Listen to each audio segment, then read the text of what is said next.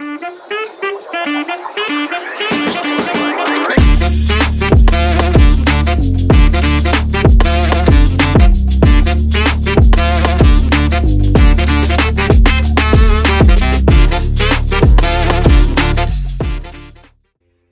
today we are really happy to have with us Vidya Narasimhan, who graduated from BITS Pilani in 1996 with a degree in pharmacy. Her career journey is a definition of unconventional. Actually, she spent nearly 2 decades in management consulting and investment banking, working with Goldman Sachs across India, the US, and the UK. And then in 2019, she made a bold pivot. She turned to the food and beverage industry and she decided to pursue her passion for wine and is currently working as an independent wine consultant in London. So, ma'am, the first question that arises in my mind after I read this is how does your average day look like? So, because this is a role which I haven't heard ever, and especially an engineer who worked at Goldman Sachs to switch Yeah. to this role, it's amazing. Yeah, so as you said, and thank you for the very kind introduction. If there's one thing about me, it's about change. So nothing is standard, nothing is static. Everything changes all the time. In the sense that I've pivoted careers a few times, functions, and so on, and therefore my day also looks quite unconventional. So, Okay. a typical day is a mix of things. There is no standard day, but I'm going to try and share with you some highlights of what I typically what a week involves, because one day is not sufficient. But basically, I mean, one of the reasons I took a step back from the corporate world is also to be able to take better care of my health. So I prioritize Oh. my workout. So I do work Hmm. out 5 out of 7 days a week. If I can do more, it's great. And I walk a Oh, fair bit just that's between actually errands. So I have decided to focus on good health, and working in food and beverage, I good. get access to amazing quality of food and wine anywhere I go when I attend events and so on, and when I'm hosting events. So I have to really Hmm. take care of my health. So I do not compromise on that. That's Absolutely. one. Two, the rest of the day is a combination of a few things. Sometimes there are wine trade events where, as a trade representative in wine, meaning I work in the wine industry to host events and to consult for restaurants. So I get invited to taste a particular wine region's portfolio of wines or a wine merchant's portfolio of wines. And for these, Oh. we are expected to spit the wine and not consume it. So it seems like a dream job that you're paid to drink. Actually, I'm not Wine paid to tasting. drink. I taste and I have to spit it out. To be professional, we have to spit out the wine. I do have access. Oh. Yeah, otherwise, as we all know, alcohol Hmm. influences parts of the brain that impact decision making and balance. So to be a Oh. Hmm. professional, one needs to be and to be able to judge wine and write about wine and talk about wine, we need to use all our senses. And that is best done without the influence of huge amounts of alcohol. So very limited consumption. Hmm. So we do taste. If there is a wine lunch by a winemaker or a wine region, then I'm invited to attend. Then of course I will consume, but that's not on its own. It's usually with food. So, a typical day will involve a trade tasting and some meetings. The meetings could be either planning an event with a corporate, where for a senior leadership team or for networking, a company will reach out to me on LinkedIn or through Instagram and say, we heard you Hmm. do events. Could you come and talk to us? We want to thank our team for having had a stellar year, or we want to thank our leadership team, or we want to partner with our business partners and vendors, and as the budgets are being frozen, so we want to have a collaborative shared learning experience and just have a good time to unwind. But again, it's not about drinking, it's about appreciating wine with food. So my sessions are usually quite interactive. So I usually try to talk to them about the way I handle these sessions, what their theme is, what's their objective for that event. And I try to pick wines that are most appropriately aligned with their theme. So it could be something about synergies. It could be something about, we are reinventing ourselves. So it's about winemakers who would have have their second careers and so on. So, it could be very different based on what their theme is. So I brainstorm with them about what their theme, what would be appropriate wines once I understand their theme.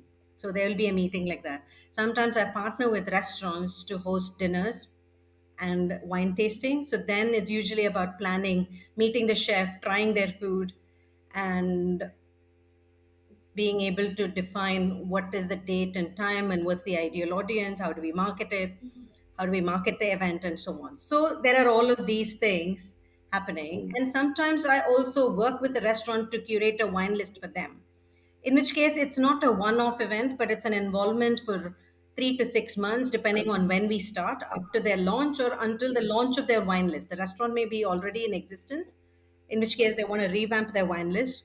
But there's time involved to talk to their suppliers to figure out what the theme should be. Like sometimes the restaurants want to focus on sustainability or nose to tail eating, as we call it here, so no part is wasted. And similarly, restaurants may want to make sure that their wines are sustainable, that are not just organic but go beyond organic. Could be natural, Mm. could be biodynamic. So it's about understanding what the restaurant wants to be able to curate the wines for their wine list.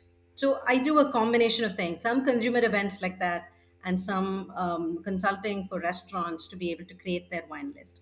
So it's a bit of a mix of everything. And if there Yeah. are consumer events, then my evenings are busy hosting the consumer event, either Yeah. for the wine region or at the restaurant, coordinating with the chef, working with a wine importer or a wine region, or it could be a corporate event where I'm hosting it at the Okay. corporate. So you see, it's quite a range.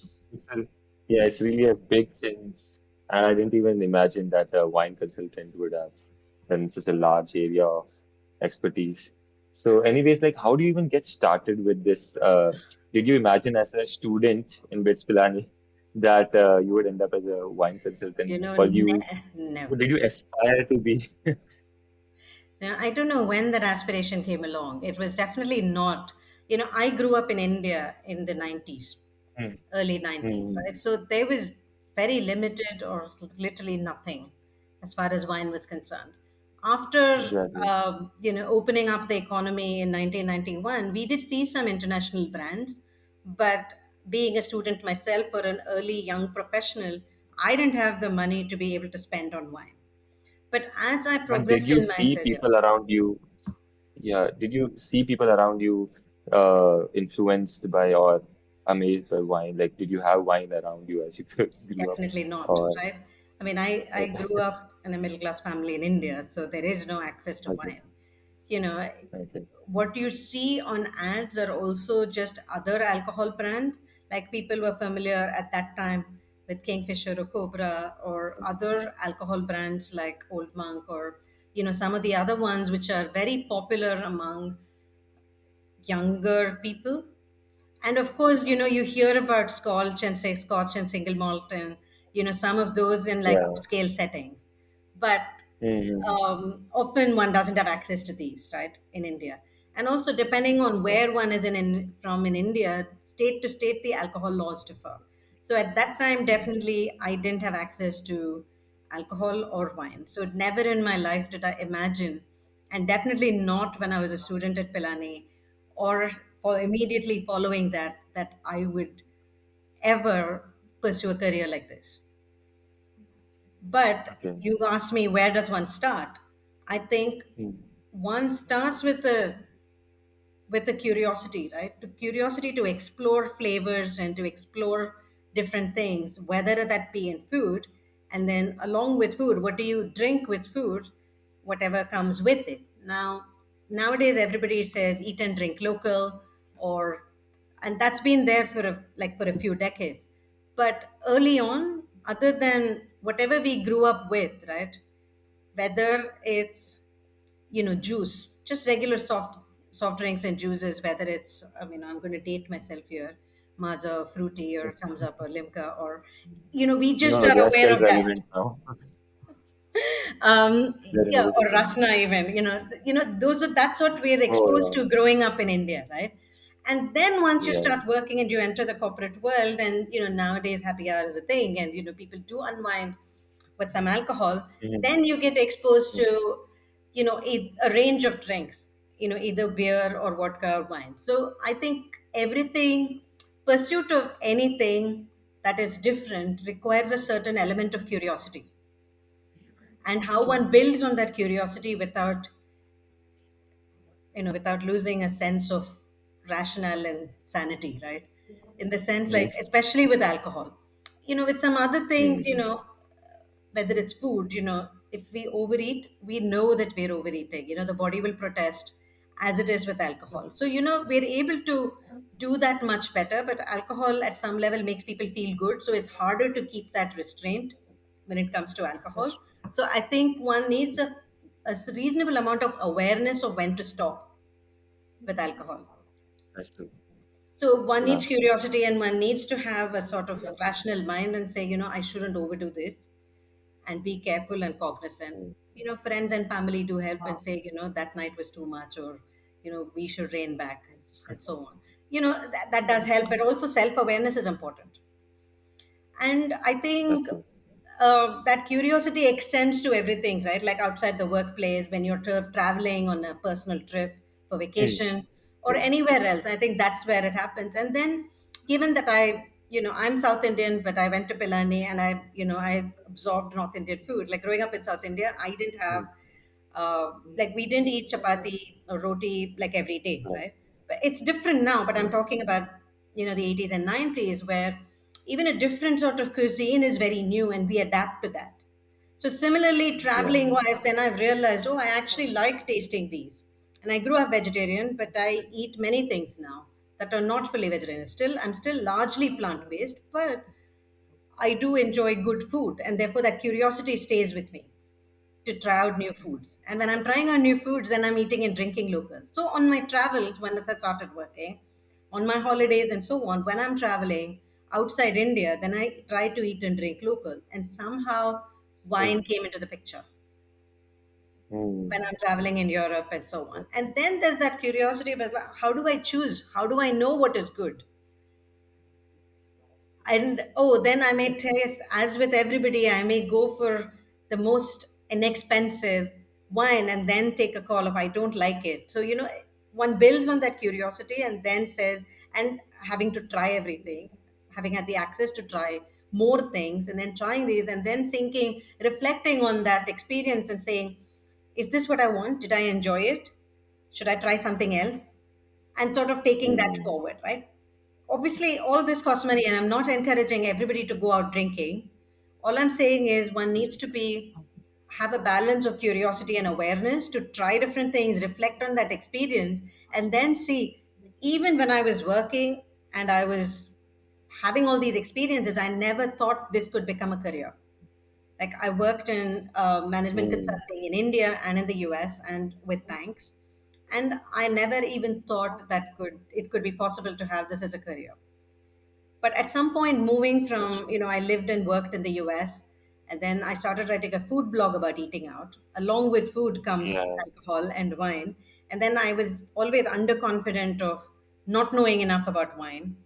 And then I also happened to move from New York to London, um, for various reasons. And then I moved here, and then I thought, oh my gosh, the access to affordable but really good quality wine has just grown exponentially once I moved to the UK.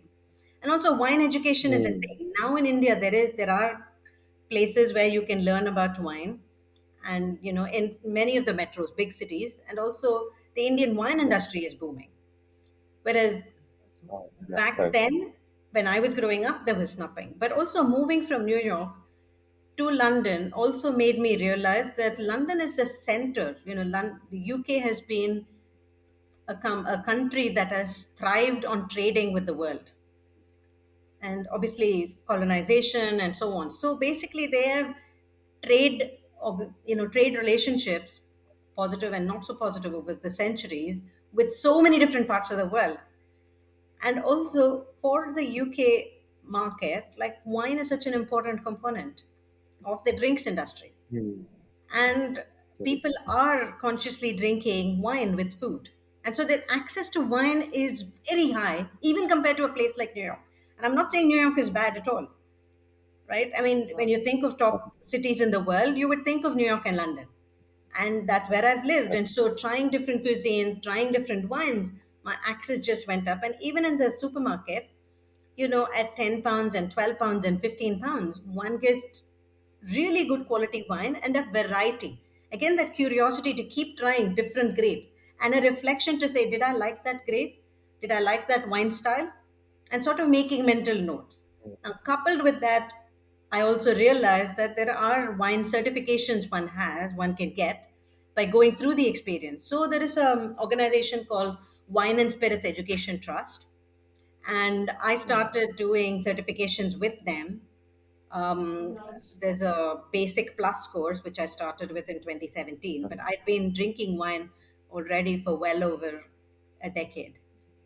But that introductory course was very useful for me to understand for myself names of grapes, styles of grapes. Some I had picked up along the way, but most of it was dependent on memory, my own memory, rather than anything else.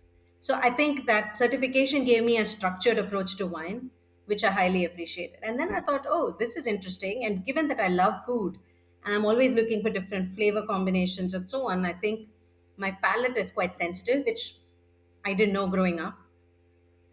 I guess I was a picky eater if you ask my mom, but you know, one doesn't think one can use that pickiness or that palate sensitivity to something, right?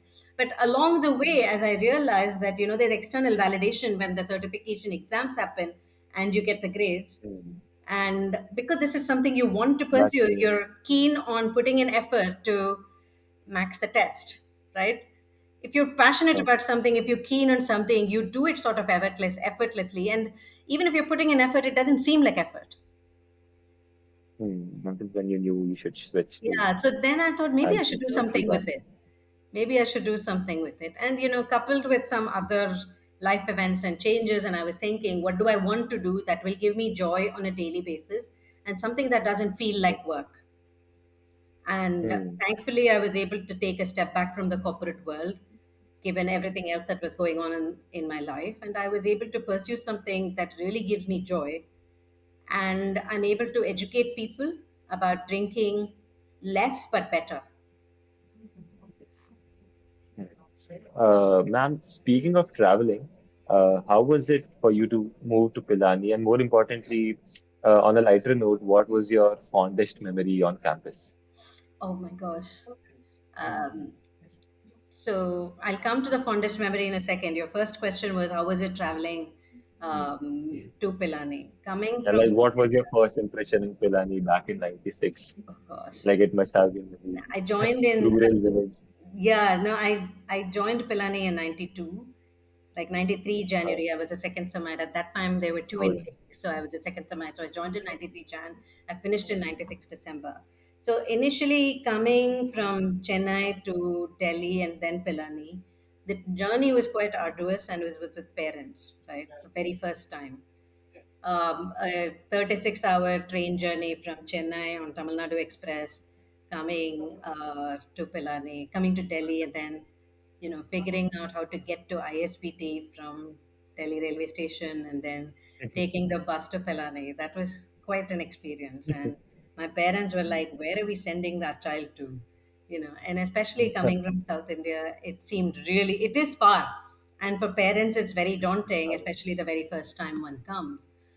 But I think this is the context for what I'm about to say is in the 90s, where there were a lot of South Indians in Pilani. Now the demographic may have yeah, changed slightly, it but at has that changed. time there were many of us from Tamil Nadu and Chennai coming on the same train. So the very first time was daunting, but every subsequent trip, there were always other Pelani friends, our batchmates traveling together. So that was great fun. But the very first impression coming to Pilani was how cold it was, like physically cold it was. Oh, it was I was January, because correct. I came in January. It was very cold. But I remember, staying at what is now V Fast and at that time Alumni House. We got the Kala Jamun in winter. That is incredibly. tasty and welcoming. Okay. So I remember that from one of my first few days. But the fondest memories for me are really hanging out with friends. And, at that time, there was no internet, there was no mobile phone. So, if you make a plan to go to Connaught or wherever, at that time, Connaught was the only place we could go to, or to, hang out to Okay. Sky Lounge, then those were the only things to do. And you'll find each other eventually because, everybody congregates in one of those few places, right? Or back in the Correct. oven and so on. So it was simpler times, slower times, but Hmm. definitely the most fun and relaxing experiences. If you'd asked me then, is it relaxing to be in Pilani? I might not have said yes, but given that we had tests every 2, 3 days. But one figures out the rhythm right once you're there. I think the first semester is very, very daunting. After that, things settle in. That's true. Um, so moving on from your campus life to your corporate job in Goldman Sachs, I would like to, many people who graduate from Pilani end up in corporate engineering tech roles. What do you think is your single greatest learning in that role, which you will advise your future students? I think when we finish high school and when we come to college, we have certain aspirations and some goals. Some of us may have no goals. I was one of those. I was like, I want to study something related to biology and chemistry. I wanted biosciences. I didn't get it. I got pharmacy, but it was the closest, and I was happy with it. I think some key takeaways for me, reflecting on my sort of 25, 30 years of professional life, I would say, is it's good to have goals and to pursue that, but it's also good to listen to an inner voice in you that tells you that, I need to do something else or I need to do something better, whatever that may be, and pursue that with a passion, whatever that may be. And if that means switching career tracks or if it means learning something new, then go for it. The worst thing to do would be to stick to a path that one set out on a few years ago or a decade ago because that was popular then. I think in today's world, we need adaptability and we need to, everything is changing, right? Like 3 years ago, we never knew what AI could do and ChatGPT could do. Nowadays, That's true. you don't even need to code. Everybody does vibe coding. A lot of computer science roles, a lot of entry level jobs are being phased out. So you can't stick to a path and say, this is the only thing I will do. So my advice is to be open, to pursue anything with a passion. And if there is an inner voice that tells you, I need to do something else, pursue that. And a lot of times we arrive at what we do only by trying different things. Hmm. So it's important to continue to stay curious, inquisitive, absorb what we can from the environment, and adapt. Because So I in the studied pharmacy, I worked in HR, I've been a tech project manager without being an engineer, I've worked in banking, and now I'm in wine. And so, Hmm. anybody, we're all in Pilani, like BITS Pilani, and across all campuses. And I'm not restricting myself to just the Pilani campus, right?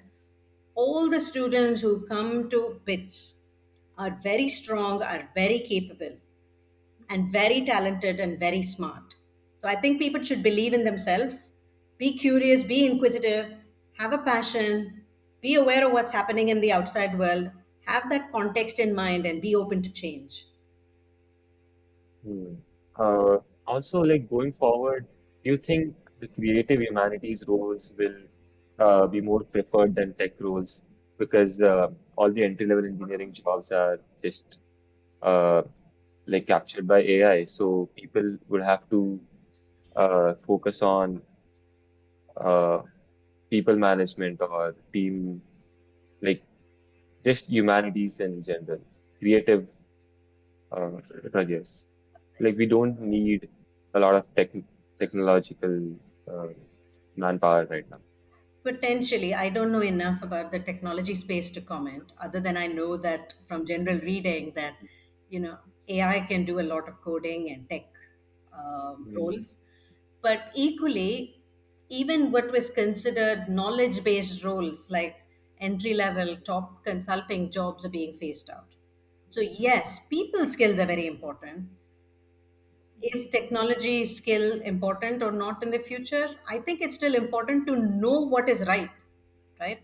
One still needs to pursue the understanding of technology and to be able to know to make sense of and to push back with AI, right? Why should we accept what the algorithm gives? If we need to refine it to meet a specific need, then we need to understand how technology works and to be able to question and push back with AI.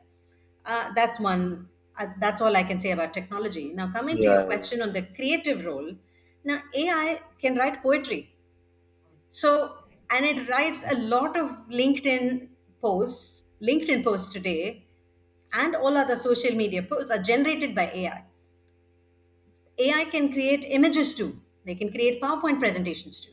So wherever there was creativity, other than physically actually picking up a brush and painting, AI can do many things. But your question about are people skills important? Yes. And a lot of activities in Pilani, whether it's preparing for Oasis or any of the or Apogee related events, and I'm dating myself because you'll have newer terms for many of these festivals and different things. So, all of those are opportunities to learn to work in a team environment, to take on leadership roles, and to think about that's true. what's on the critical path, what is the objective, how do we meet that objective without compromising on the quality of work that we create, right? Mm. That is important. I think the Pilani environment, the BITS environment, is like a safe space. It's like a sandbox where you can experiment, where you can learn, and where you can do lots of things in a safe environment without having negative impact or adverse impact on other people in the outside world. Right? You're with peers, Yeah, it's relatively safe. Is quite Pilani is quite literally a sandbox actually. Well, if you think about it. Exactly, exactly. It's All of these things that you're doing, the entrepreneurship cell, the placement cell, these are all opportunities to display leadership and teamwork, right? And that's true. including running this podcast, reaching out to alums who are more senior. All of this is important in any sort of environment that we will work in future, whether it's for self or in the corporate world. Yeah, moving on with that, how does AI impact the F&B industry then? And what excites you the most if someone wants to pursue a career in food and beverages? What do you think going forward will really boom or be lucrative in that industry with the help of AI? That's a really good question. People will continue to eat and drink. AI can't That's do true. that. That is not going. Yes, robots can cook, right? Robots Mm. can create ice cream flavors. Robots can create recipes. Ultimately, it's up to the human to taste it and to see what can be tweaked to meet a specific palate. So, food and drinks are not going out of this world. They're definitely there. In fact, with population growth and with climate change, food, specifically water, will become scarce. So, the Mm. more we can do to regenerate the soil and the environment, that is important. That's how we can take care of the earth for future generations. So, investing in technology and resources that will improve soil health, improve the utilization of existing resources. People call it nose to tail eating, especially when it comes to using animals. Right? You basically use every part, and if you go back like centuries ago in India, in South India particularly, people use every part of the coconut tree or every part of the That's true. banana stem, right? Banana Banana tree. tree as well. So I think if we go back to those practices to use technology Mm. to regenerate and to efficiently use resources that we have, that is where I see a future. People will continue to eat and drink. There will be new flavors coming. There will be new drinks coming. There will always be innovation as far as that is concerned. However, fundamentally, for humanity to survive, we need food. Drink, yes, because we need to stay hydrated. Now, we've been drinking alcohol for 8,000 years, like in the form of wine. May not be wine as we know it today, but there was some form of wine. So that will evolve. Grape growing will change. Where fruit trees are grown will change. And maybe there will be other products coming out of fruits that we haven't tried yet. So there is possibility to innovate. There is possibility Mm, that not that actually creating more jobs, right? If you think about that's outside the box of non-standard, you don't have to be a chef, you don't have to be working in hospitality, although that human interface is needed. Although, just like there are ATMs, a lot of hotels offer self check-in, self checkout. Grocery stores offer self checkout. You pay with UPI or you pay with something and it's easy, like there's no human interaction needed. But ultimately, for communities to thrive, you need human interaction. And Right. that human interaction is often over food. Think about it. Every festival in India centers around food. So it's not going away. So I think those human interactions, sorry. Yeah, this is a very interesting point regarding, the human aspect that technology just can't replace. So I think I think you raised a point about like most like AI can write poetry, but still, when just AI was coming up, there was a lot of sort of predictions around, that AI will take the simpler jobs first, and something as complex as art would not be taken up by AI, but still it was the first job that AI was sort of biting on. But still, it is ultimately sort of trained on human created art, so humans will need to create art. That's out of the question. One of my sort of fascinations has been with, like, let's say, fine dining. I recently came across this show, The Bear, and I binge watched it. It was really cool. Just a silly, let's say, question, a rather silly question. So, let's say when it comes to wine, how much are amateurs able to appreciate wine? Well, let's say I think it requires a lot of, educating those people, because I think wine is the only beverage that I see people are very fascinated about the history of it. Like, how did this wine came up to be? What are the ingredients and whatnot? So, yeah, how much are, let's say, amateurs able to appreciate wine in your experience? You know,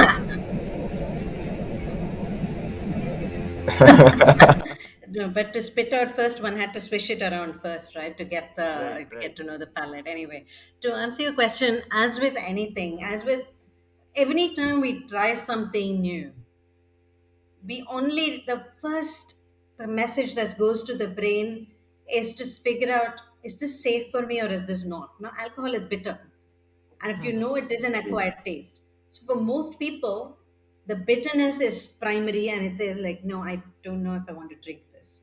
So that's the first thing, True. right? And then, because alcohol comes with certain, and I'm not restricting myself to wine here, I'm just saying alcohol, right?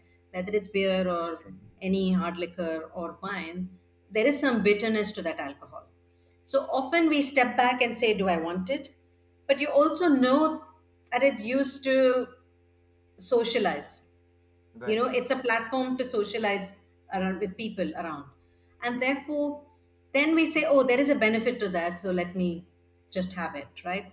And so the more one tastes, whether it's alcohol, whether it's wine or beer, you realize, and but on reflection you realize, I like this but I don't like this. Mm. It might be like certain IPAs I find are too bitter and too hoppy because the hops are added to IPA to make it very bitter. So for me, that's not very appealing. Whereas wine is not super bitter. There are some wines which are stronger, which have a tannic grip in the mouth. When I say tannic grip, it feels like it's a very drying sensation around the inner cheeks and True. the gums. It feels very drying, and that's not very pleasant. Whereas some other wines may be smoother. Some of it may be fine dining, some fine wine, some of it may not be. But I think the more we try, the more we are aware of what is good and what we like, and therefore develop passion. And some of it is from learning by observing and learning by listening as well, right? Like I said, nowadays wine appreciation sessions happen everywhere. Sometimes at a wine shop, sometimes you sign up for to go for an event where somebody is teaching, or there could be an online event where you source your own wine, or you buy whatever wine they send and you can follow along. Or it could be at a party where somebody is actually explaining. So I think listening and absorbing, then you say, oh, so raspberries in wine actually mean this is how they taste, or cinnamon and coffee flavor comes this way in wine.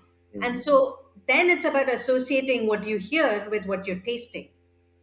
And over time it develops. Now, obviously, for someone, I'm just taking a very simplistic example here. Someone who's doing, simple maths in fifth standard, addition, Mm. subtraction, division, multiplication, some, you don't even know algebra much, right? But by Right. the time you come to eighth and ninth grade, you're very comfortable with algebra, trigonometry, even by ninth or 10th grade. And then you develop. And then by the time you hit 11th and 12th grade, you know enough calculus, or you're exposed to it. Any learning journey is like that, including wine. You start off by doing Mm. something very simple and basic. Then you build on it, partly with experience, partly by absorbing what is taught, and then partly some reflection, especially when it comes to the palate, to know what you like and what you don't like. So I would say, if anybody wants to know more about wine, the first thing to do is to go out and try different wines. Of course, within what's affordable to anybody, and within what's available, and within safe limits. Yeah. Before this interview, I was researching about that itself. I searched up wine tasting tutorials on YouTube, and they were swirling with the cup, and they were smelling it. And I researched all of. I binged watched half an hour, 45 minutes of all of that, and realized that's too expensive for me. So I'm just gonna skip. Yeah, I mean, at this point, yes, when you're a student, it will be expensive, but at some point, you'll be able to afford it, and you don't have to like it. You'll at least have tried it I mean, yeah, at some point. it's true. And I've also heard of these. So in the basically in food and beverage industry, coffee raves are happening. People are quitting alcohol. That's just what I've heard. So, on your point of where will the industry go forward? The space around the hotel industry, entertainment, coffee raves, uh, things like this, I think I don't know, will move forward Yeah, I and maybe a mean, little. definitely the more and more people are aware, even, the WHO has issued notices saying that, alcohol consumption is the way going the same way as cigarette consumption, right? From 30, 40 Hmm. years ago, saying it's definitely carcinogenic, and therefore you should Hmm. limit and you should do less.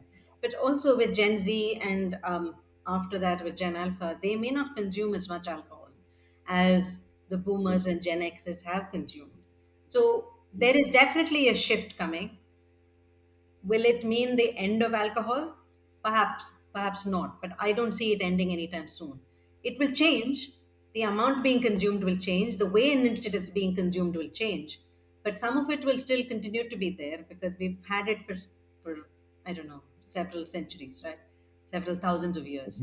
So, but you're right about ancillary services and ancillary experiences building up, because people do drink more coffee, or no and low alcohol is a thing, especially in different parts of the world where alcohol consumption is very high and dry January people follow. So there is a increasing sense of awareness, even for those who are currently consuming, to reduce it and to try it in different ways. So de-alcoholized wine is an example. No, and of example of, basically, you make the wine as it is, and then you remove the alcohol through a certain extraction process, through through distillation and steam vaporization and condensation. Hmm. So that in under vacuum, that will remove the alcohol but retain some flavors. So people will feel like they're still having wine, but it's just no alcohol. So there will be new products, there will be innovation, there will be technology.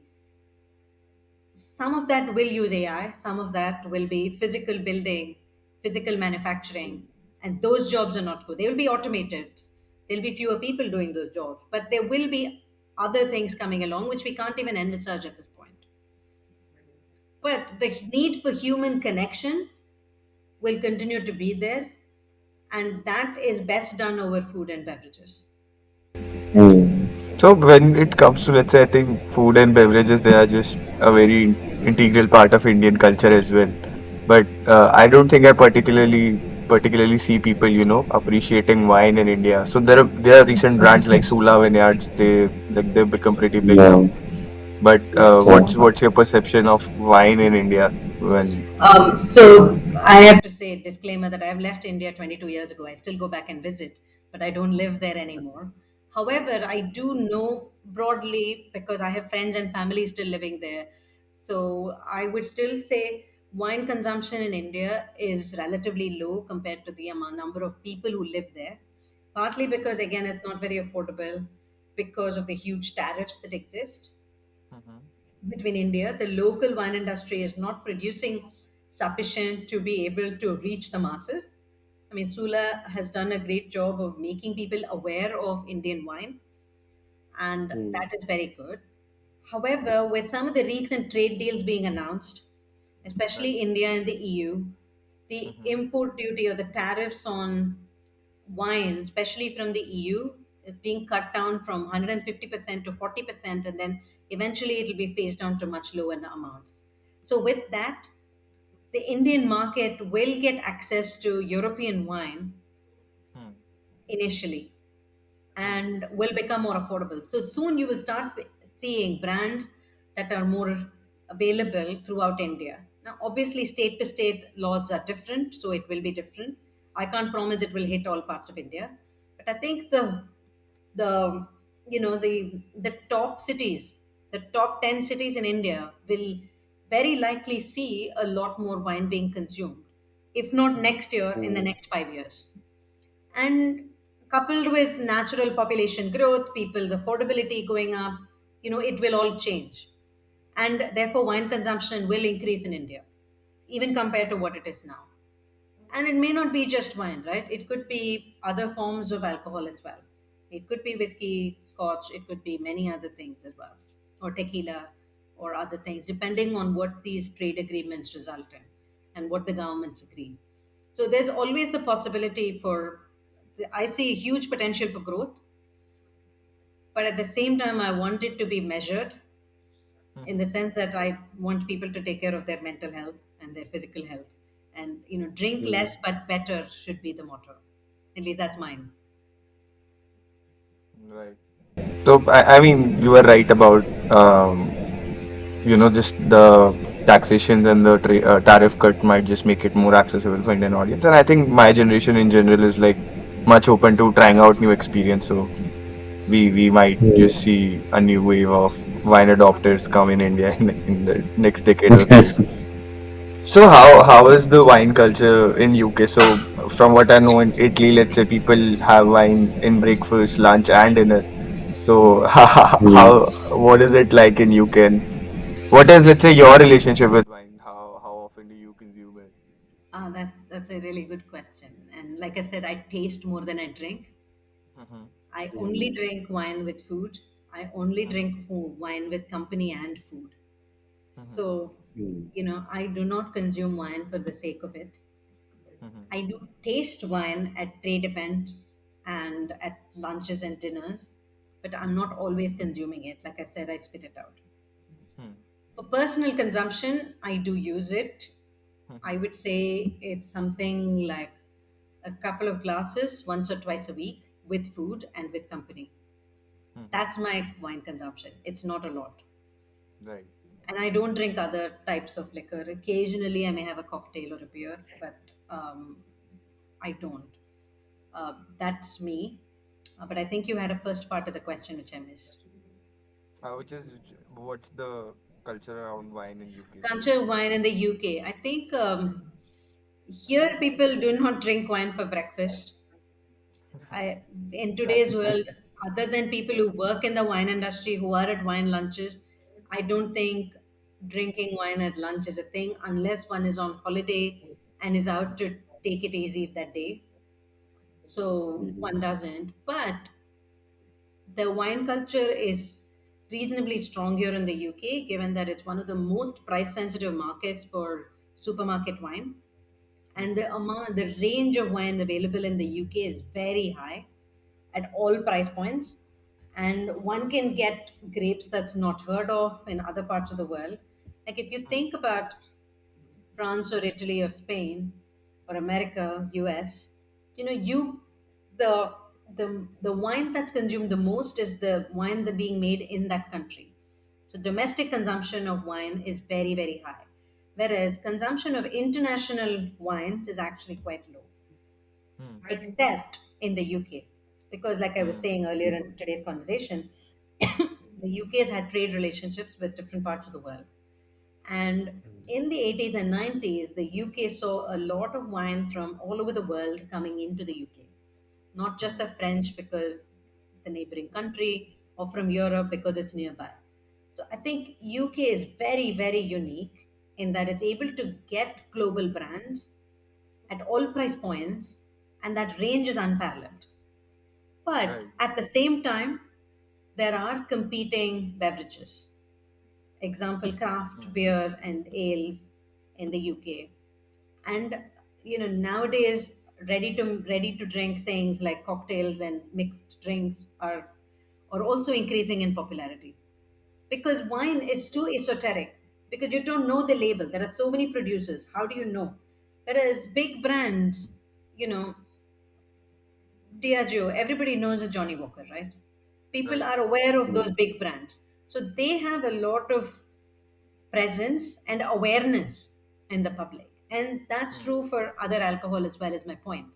So wine is quite esoteric and not that many people know about it. Even the wine drinkers, the population is shrinking in the UK, like for health reasons, affordability reasons, and a lot of other reasons, because drinking wine at a restaurant is so much more expensive than drinking wine at home. But you buy from the supermarket, then you have a lot of choice, then you can keep it affordable. So the wine drinking culture is present. It's more mature than in other markets. It's very price sensitive, but at the same time, as we're seeing everywhere, as with everywhere else in the world, it is shrinking. Right. Also, this is something to take away, I think, from just UK's ecosystem of wines. Like, I think they have solved the supply for like various categories of consumers, from like budget conscious to people who are Yes. targeting the Yeah. high-end ones. Whereas I think Fine in wine, India, it's fine wine. mostly it's just premium. So if we are able to come up with, let's say, more domestic wine brands, and they are able to supply it at a lower cost, like more people would just get hooked to Yeah. it and then move up the ladder. So yeah, that's Mm, interesting. Exactly. Oh, that's true. I also read somewhere you mentioned that you do advise private equity firms on acquisition of wine companies. How does Mm. that work? That is super fascinating. Uh, Thank you for asking that. It's the amount of work that I do in that space is very limited.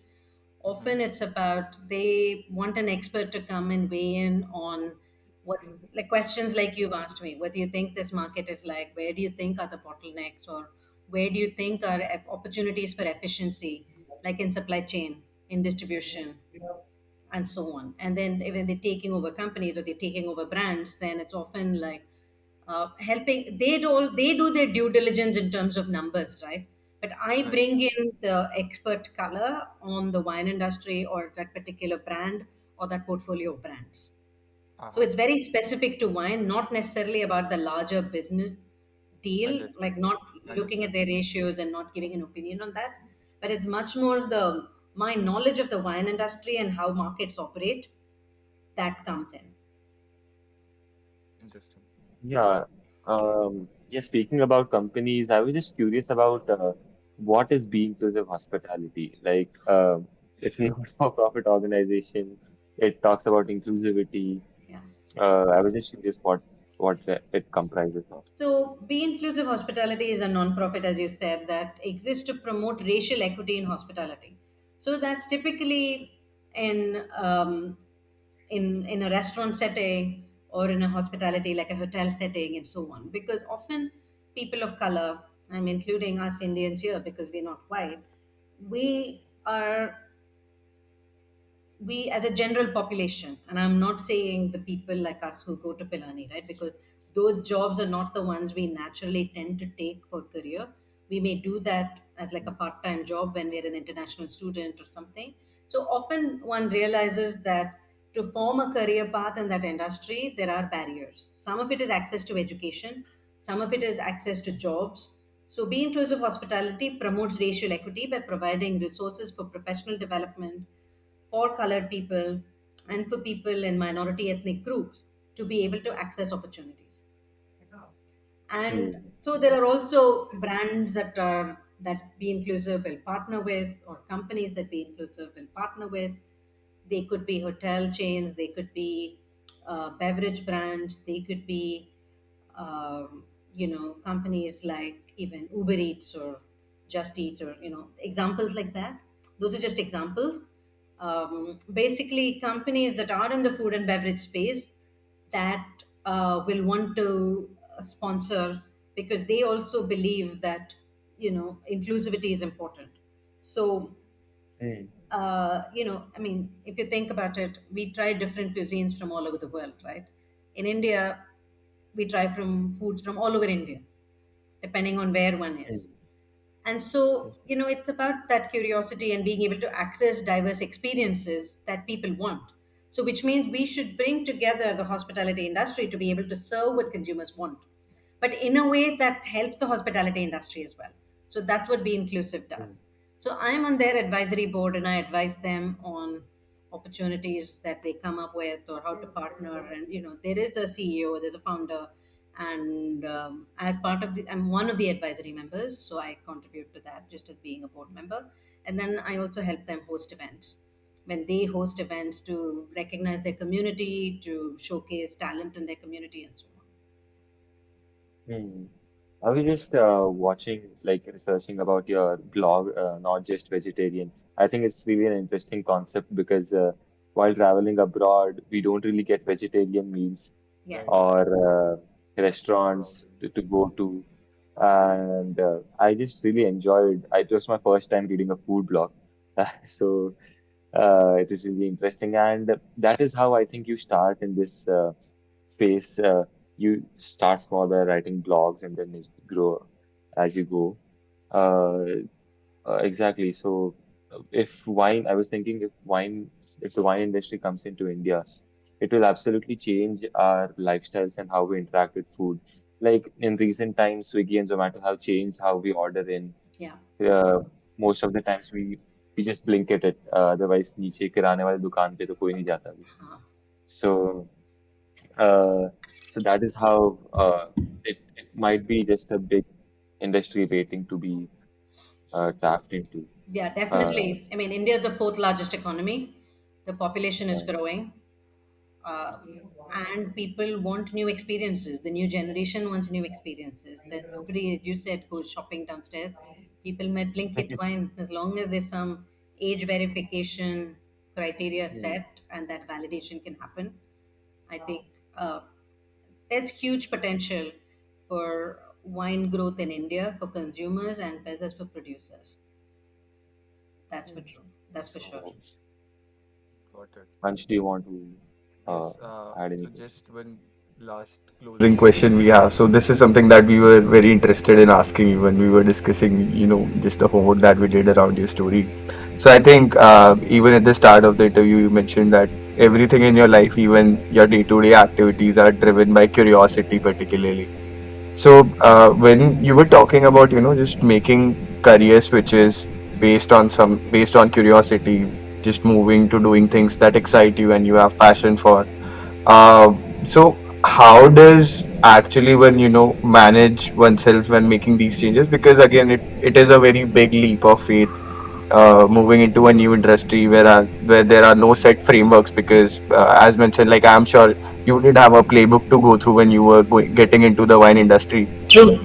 Hmm. And that's So the just opportunity, yeah, because that's there is the no set first example. So you can do right, what you want, you can do what you think is right, right, and no one to question you, right?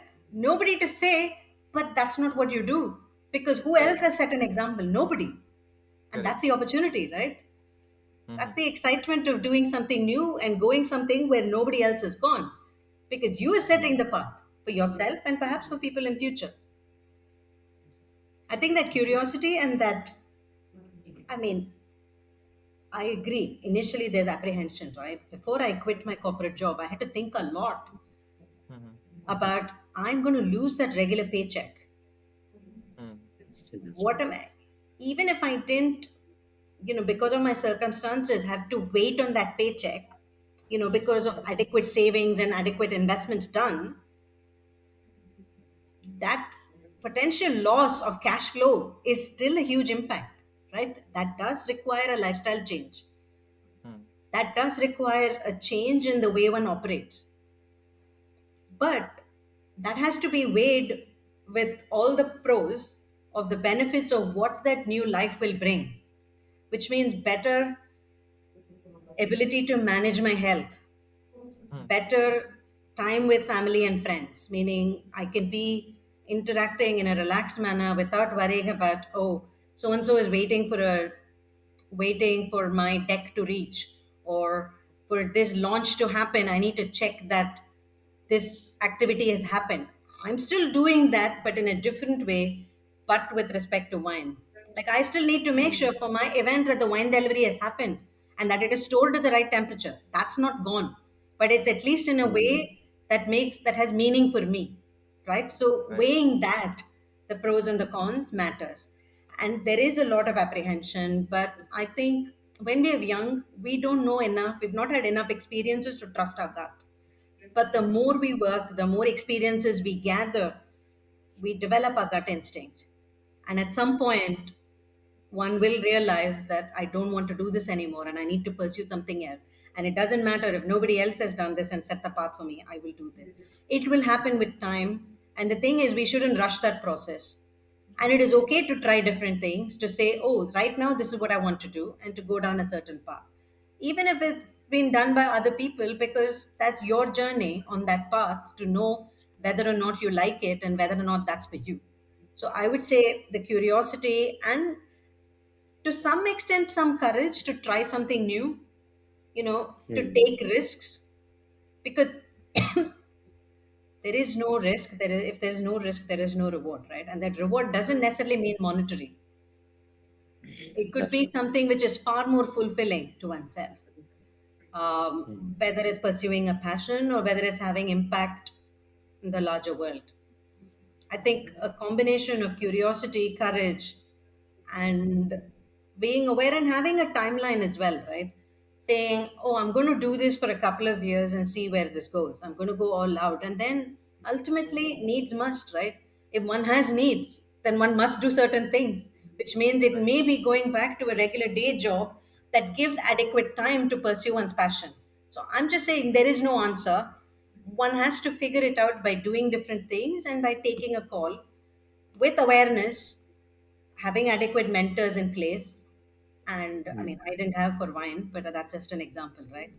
I'm just saying, you know, going to a top institution like BITS Pilani and graduating from there, the kind of opportunities kids these days have is just tremendous, and definitely much more than what we had back in the 90s.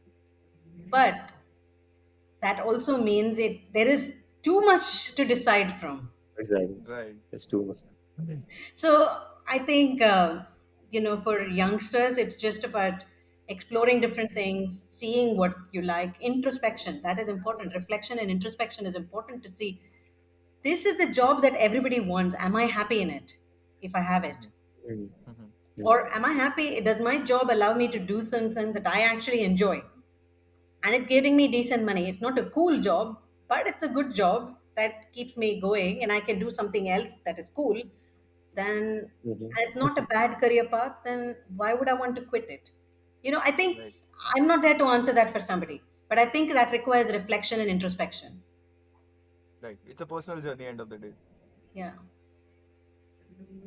Yeah, I think that's a really great way to end the podcast.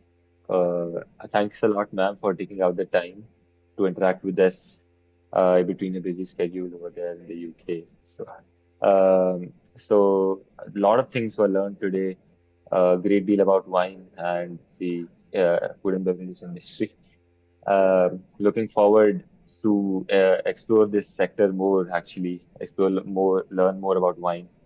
And I think that's it. Ansh, do you have something to say? Oh, definitely. This was like a great Yes. session. Towards the end, like it was just very affirming to me that, it's a personal journey end of the day, and there are no one shoe fits all Yeah. solution for everyone's career journey. Yeah. So, yeah, definitely. Thank you so much for taking out time, ma'am, and just having this conversation with us. You're welcome, and thank you for having me. Thank you for reaching out.